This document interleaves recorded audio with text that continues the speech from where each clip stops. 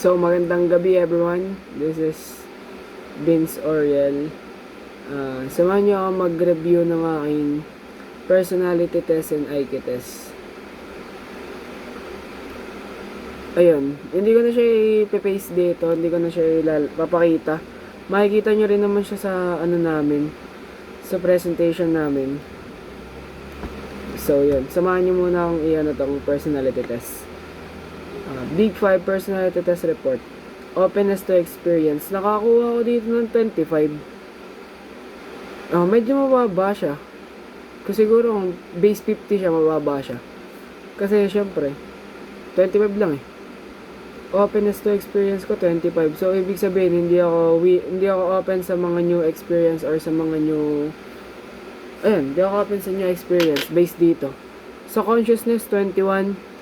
So, yun. Kasi nga, minsan medyo makulit tayo, ganun. Kaya siguro, ito yung naging result. Extraversion, 74. Ayun, sa lahat na nakakilala sa akin, alam naman nilang lahat na extrovert ako. Agreeableness. Yung agreeableness ko dito, 17. It means, yun. Hindi kasi talaga ako basta-basta sumasang-ayon sa mga bagay-bagay. Natural reaction. Hindi ko alam kung ano yung natural reaction dito. Kung ano ibig sabihin nyo sa natural reaction. Pero 61% yung nakalagay sa akin dito.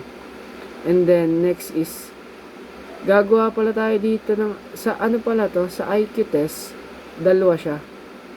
Isa is, ano nga yung isa? Wait. Yung isa is cultural fair intelligence and yung isa is classical intelligence. Sa cultural fair intelligence, ang nakuha ko is, ang score ko is 108 to 125. Tama ba? 120. Yan. Hindi ko alam kung ano yung kung anong tawag sa basta ko ng level ng IQ yun. Basta yun ako 108 to 120.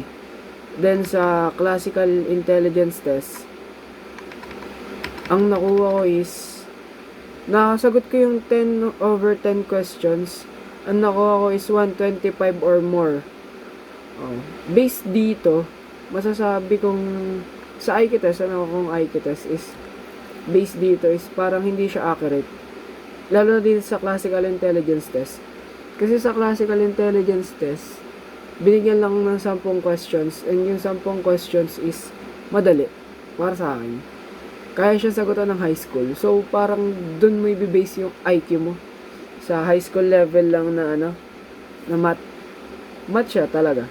Tapos sa cultural, di ko rin to nagets. Yung iba doon, hindi ko nagets. Pero parang logical kasi siya.